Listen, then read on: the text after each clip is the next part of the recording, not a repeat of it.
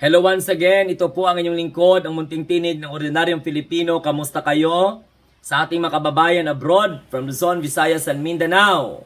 Naway na sa mabuti kayong kalagayan, at syempre walang sakit, nakasmile, at patuloy na nangangarap upang maabot ang mga gustong maabot sa buhay. So pag-usapan natin mga kamunting tinig, umiral na naman ang pagiging demonyo, ang pagiging insecure, ang pagiging utak talangka, puno ng galit, puno ng panibugo, puno ng inis. Ang walang pagpapatawad, kademonyuhan, kasamaan at kadiliman, na ugali ng mga Duterte supporter. Dahil alam nyo kung bakit. Bakit ko ito nasabi? Dahil mga kamunting tinig, alam naman natin na nung April 21, ang ating Santo Papa ay namayapa. Walang iba kundi si Pope Francis. So siyempre, alam naman natin na ang mga Marcos ay talagang very devoted Catholics yan. Mataas ang kanilang espiritualidad. As a matter of fact, ang ating mahal na Presidenteng Bongbong Marcos at ang ating First Lady Liza Araneta Marcos ay nakandaupa na po ang Santo Papa, si Lolo Kiko, sa ating mga Pilipino, na tumatak sa ating puso at isipan noong dinalaw niya ang Tacloban sa kasagsagan po ng Super Typhoon Yolanda. Dahil po nagkaroon siya ng state visit sa atin na sa loob ng 6 na araw. Ngayon mga kamunting tinig, nagsilabasan ang mga larawan na kung saan ay kausap ng ating First Lady ang Santo Papa at nagmano ang ating mahal na Pangulo sa ating Santo Papa.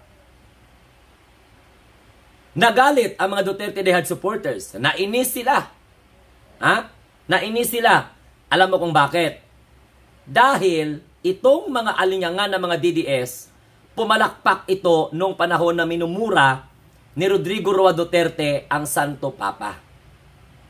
Kaya nga nung si Sara Duterte nagsalita at nakiramay sa yumaong Lolo Kiko, hindi po natin nararamdaman ang kanyang sinseridad sapagkat si Sara Duterte ay self-proclaimed president ng impyerno. Siya po ang nagtalaga ng sarili niya na siya po ay pangulo ng impyerno. Hyperbole? Metaphor? Anong klaseng figure of speech ang gagamitin mo? At ipangalandakan mo or what we call this, ipananggalang mo sa pagproclaim mo sa sarili mo bilang presidente ng impyerno.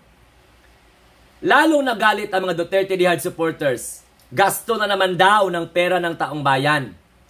Dahil pupunta po ang first couple sa libing ng ating Santo Papa na nakaschedule po April 26. So ngayong Sabado. Hindi matanggap-tanggap ng mga Duterte supporter ng First Lady at ang ating mahal na Pangulo ay dadalo po. Expected naman talaga na ang mga head of state, ang mga head of states ay talagang dadalo po talaga yan. Dahil desisyon po yan. At hindi po yan makakasama sa bansa kung saan po sila nanunungkulan. Katulad ni First Lady, katulad ni PBBM. Napakabuti po na dadalo po ang ating presidente, ang ating First Lady, dahil they will represent Filipino people, whether you are Christian, whether you are Muslim, whether you are Lumad, as a sign of respect sa isang tinatawag na People's Pope, na kung nagdala ng napakaraming reforma sa simbahang Iglesia Katolika Romana. Wala akong nakikitang mali sa desisyon ng first couple, bagkus nagagalak po ako sapagkat wala naman po akong kakayahan na pumunta ng Roma bilang ordinaryong tao ng bansang ito. Wala akong kakayahan lumipad. The fact that the first couple will go signify their attention to attend the burial, I am going to put my shoes to the shoes of the first couple. Masaya po ang aking puso at nagagalak sapagkat parang ramdam ko bilang mamamayan ng bansa na nandoon na din ako sa Roma, a-attend ng burial ng ating mahal na Santo Papa sapagkat mayroon po tayong representante. And that is our first couple. Bakit hindi matanggap ng mga DDS? Gasto na naman yan. Wala na ba kayong konsensya? Kahit gumastos pa ng milyon-milyon ang gobyerno, kapalit noon ay isang katutak na blessing sapagkat nagbibigay-pugay tayo sa isang taong minsanang pinugay o pinahalagahan ang sambayanang Pilipino. Di ba? Bakit di kinikriticize yung First Lady? Kinikriticize yung Pangulo? Alam niyo ang mga comment nila? Ha ha ha ha ha. Gastos na naman yan. Ano ang gagawin? Magpa-epal na naman daw ang first couple. Hindi po Duterte ang mga Marcos. Tandaan nyo yan. Ang mga Marcos, sa katauhan po ni PBBM and First Lady Liza, hindi po epal. Ang talagang gumagawa ng kaipalan ngayon sa Pilipinas ay ang mga Duterte. Lalong-lalo na po ang kanilang mga alay. Kaya kahit anumang mensahe ni Sara Duterte, hindi po nararamdaman ng sambayanang Pilipino dahil wala man lang siyang komento nung minura ng tatay niyang abnormal ang Santo Papa. Pati nga yung Panginoon, minura nga na Digong eh. Alam mo kung bakit? Hindi maganda ang ginawa ni Digong. Kasi, kung ikaw naniniwala ka sa Panginoon, yung iba naniniwala kay Allah, naniniwala kay Bathala, naniniwala kay Jehovah, kay El Shaddai, kay Yahweh, Joshua, kung ano man mga katatawagan dyan, depende po sa lingwahe, irerespeto mo yan. Irerespeto mo yan. Hindi mo pwedeng hamakin yan. Kung magtuwad man yan, o magtihaya man yan, mag-worship sa Panginoon na pinapaniwalaan nila, you cannot question it. Sumamba man sila sa bato, sumamba man sila sa ribulto, sumamba man sila sa tubig, sa ilog, sa buwan, sa araw, kay Jesus Christ, kay Yahweh, kay Allah, kay El Shaddai, kay Adonai, Yeshua, Jehovah, o kung ano-ano man ang katawagan, no? Irespeto natin yan. Pero si Digong, wala eh. That is the reason why I will not speak against the gods being believed by my fellow Filipinos. Kasi kanya-kanya tayo, pagdating sa paniniwala, respeto po ang kailangan. Pero si Digong hindi marunong magrespeto yan. Si Sara nga eh. She acknowledged the power of Satan by simply proclaiming herself as president of hell.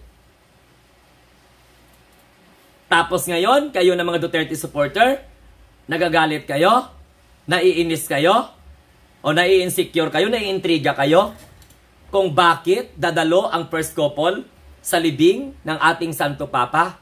Kasi si Pope Francis, Santo Papa po, ng lahat ng tao sa mundo, dahil he is being respected by not only Christian community, especially Iglesia ni Cristo, especially Roman Catholic, no?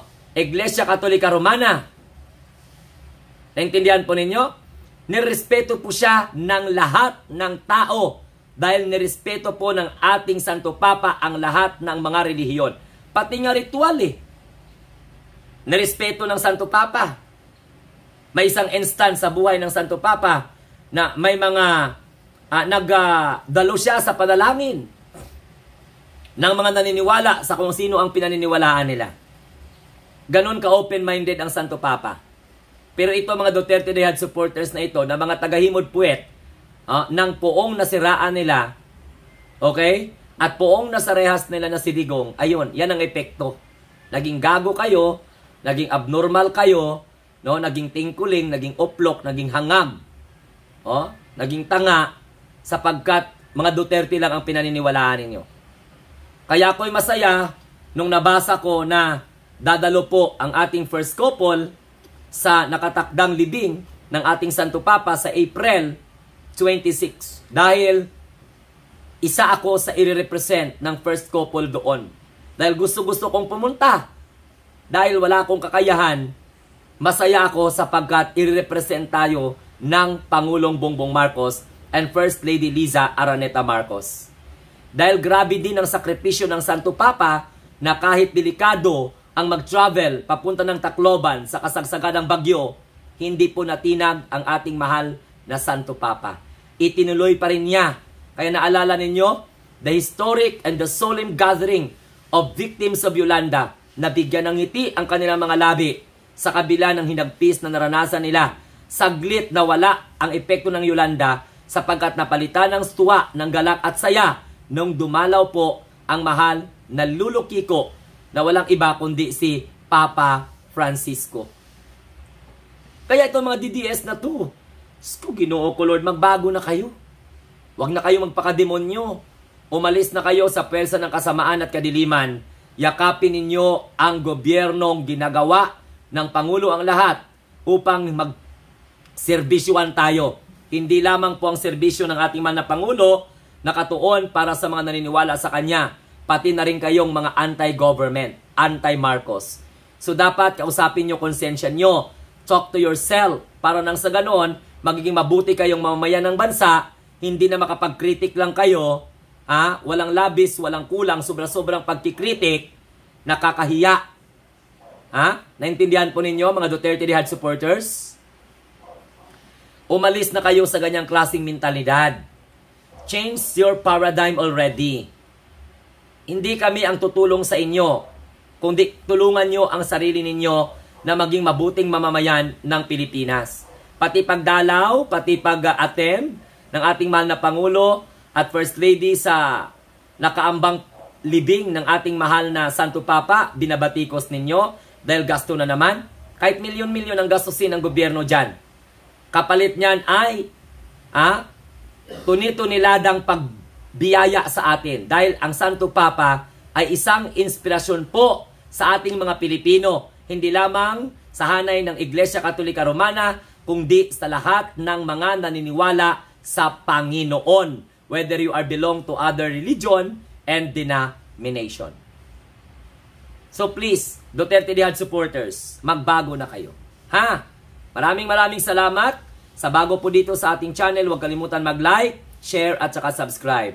And don't forget to hit the notification bell para lagi kayong updated bawat upload ko po ng video na tungkol po sa topic na ating pinag-uusapan. So comment down below kung ano po ang inyong masasabi sa content na ito. Salamat and mabuhay po tayong lahat. Tayo pong mga bagong Pilipino sa bagong Pilipinas.